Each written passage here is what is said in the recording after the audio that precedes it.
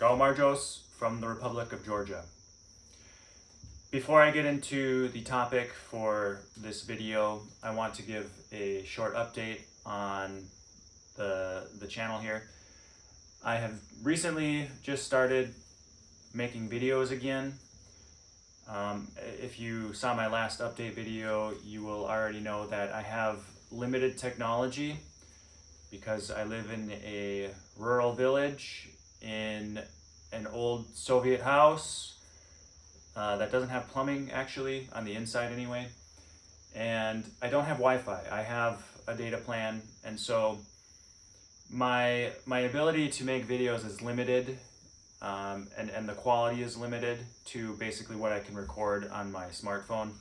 So I wanted to find a way and a format that would fit into those limitations and still be interesting and engaging. So I'm starting to make shorter videos that I can share and make relatively easily, because as you might know, if you've tried to make videos or content before, it can be daunting and difficult the longer the video gets and the more complex the topic, because then you have to get in all this editing, and I just don't have the tools for that right now. So what I want to do is make little reflections on life here and maybe introduce topics that I can write about in more depth on my Substack. So today I want to talk a little bit about culture and some of the differences I've noticed, particularly with greeting and how that kind of ties into identity. So I'm not going to get too deep into the topic, but I think it's kind of interesting, the difference between what I'm encountering in Georgia, again, that's the Republic of Georgia, versus the United States, where I'm from the Midwest. And of course, there are different cultures, subcultures in the US, so my experience doesn't necessarily reflect American culture, but it's informative for sure. Before I do that, there was kind of an interesting little event this morning here. For those who don't know, I kind of already explained. I basically live on an orchard here, and I'm surrounded by trees. Most of the trees here are bay leaf trees, and the yard is fenced in all around, as most yards are here. And sometimes I'll get pigs or cows that wander into the yard because I have actually a big hole in the fence that they walk through, which I don't mind because they can kind of mow my grass or whatever.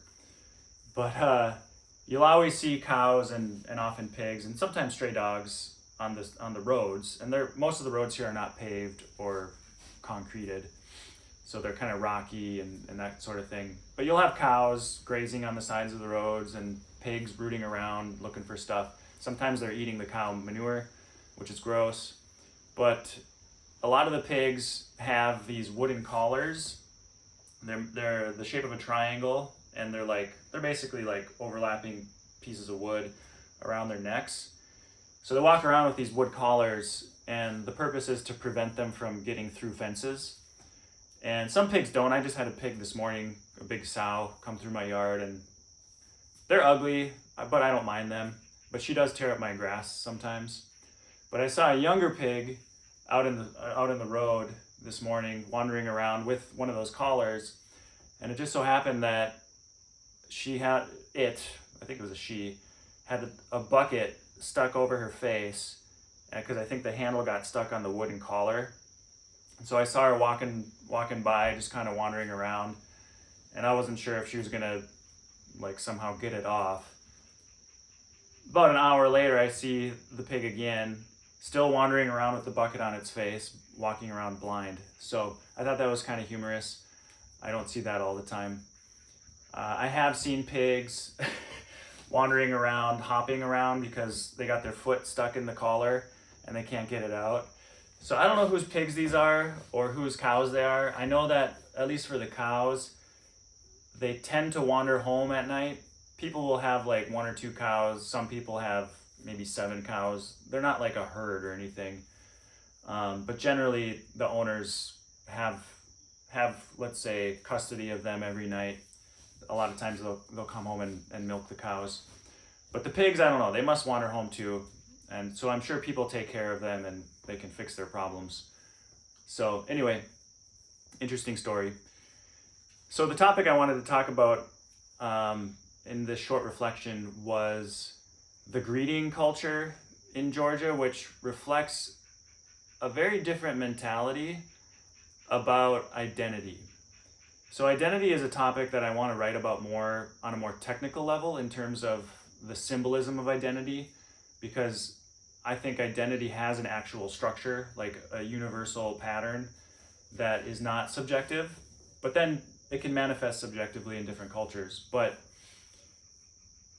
if you're familiar with American culture, and when people meet each other for the first time and greet, oftentimes the first question that people ask besides their name is, what do you do? Right? So people want to know, what do you do for work? What career field are you in? Are you self-employed? You know, what's your vocation? And then from that, people might start to get into conversation about, well, do you like sports? Or what are some things you like to do? What are your hobbies? Stuff like that. And then maybe, you know, where do you live? So it's a lot of questions about what do you do? And especially questions that relate to like economic activity and things that reflect interest and desire. So that's pretty normal for most of us coming from the US. But in Georgia, the first question that people always ask, besides your name, is, are you married? Do you have kids? Where are your parents? Where do your parents live? Are they still around? What's your last name? So, like, the interesting thing is, if you ask those questions up front in the US, they can seem intrusive. It can seem like people are prying and they want to get into your personal life or something like that. That's not the case here. It's a different paradigm of understanding what's important in life and what makes you you. So I don't doubt in some parts of Georgia, like Tbilisi, the big city or whatever, where people kind of shift more to the focus on what do you do for work and, you know, where did you go to school and that kind of stuff. But what I found in most of the places I've been in Georgia, which is a few now,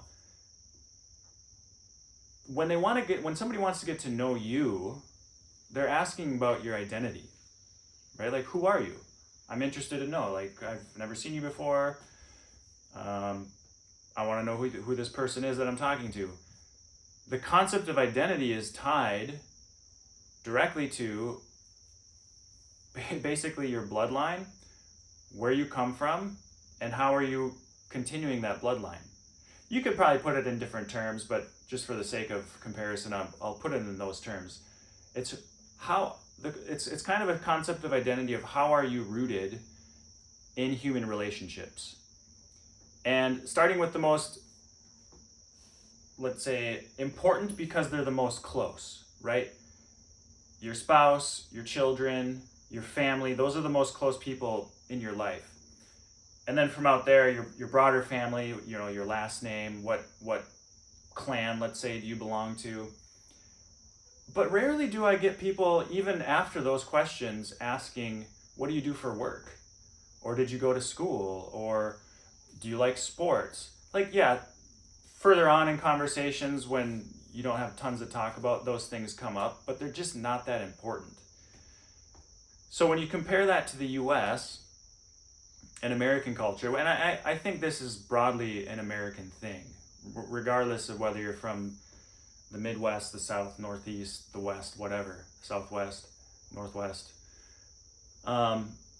It seems that we've come to a point in our history as Americans, and I don't think this was always the case, where our concept of identity is focused not so much on human relationships and bloodline and legacy and however you would want to describe that, which is the Georgian concept, and I think is actually the more universal traditional concept.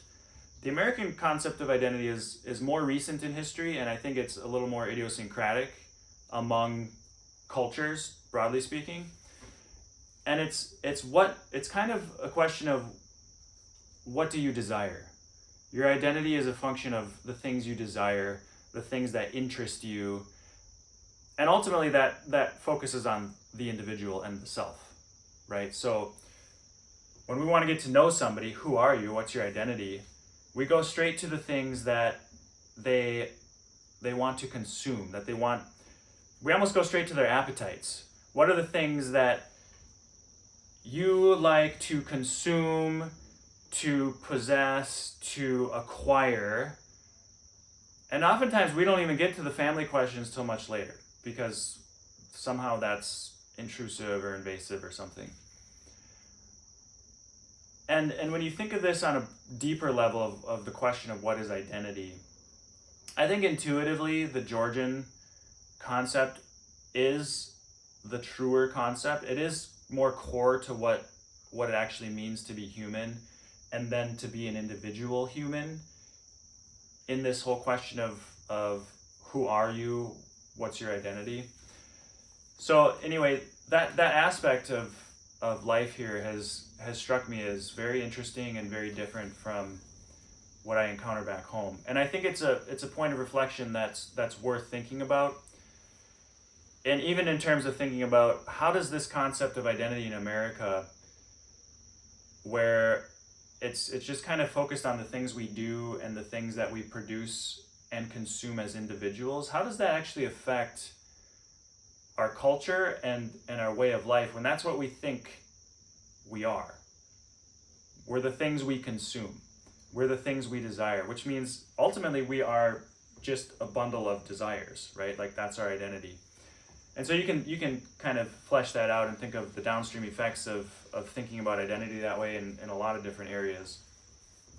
So I think there's a lot more to unpack there. There's a lot more to reflect on. And I'll definitely write more about this. And I'm going to make another video on the symbolic pattern of identity, like the actual structure of identity, which actually does incidentally align more with the Georgian view of who you are. But an interesting exercise might be to think, how would I answer that question if I encountered a Georgian? For those of you who don't live here and haven't really encountered this kind of culture, I'm trying to think. I did live in China for a while, and I think I got similar questions there. Maybe not to the same extent, but it's definitely an American thing to avoid those kinds of questions. But ask yourself, how would I answer that question if my identity was, who am I in relationship to other people, in my family, and then in my community? How would that change my answer? And then how would that change how I actually see myself?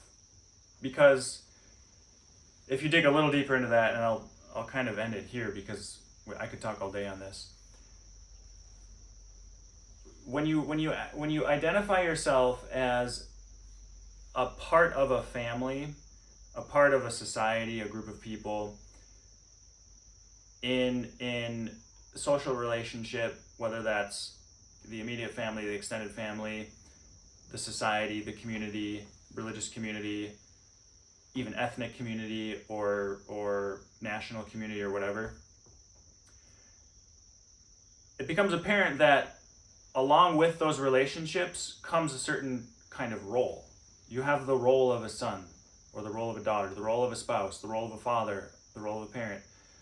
You have a role built into those relationships, which means identity is actually a function of roles within those networks as well.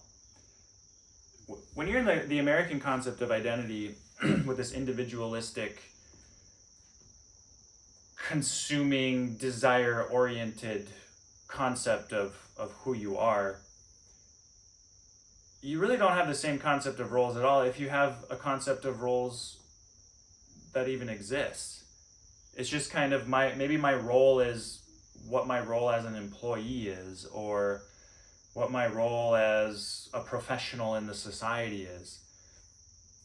But with that comes a very different set of obligations, duties, responsibilities as well. So when you start to expand these things out, you kind of realize, wow, this basic idea of identity really starts to shape the broader culture and the things that we find valuable and the things that we build our lives around, right?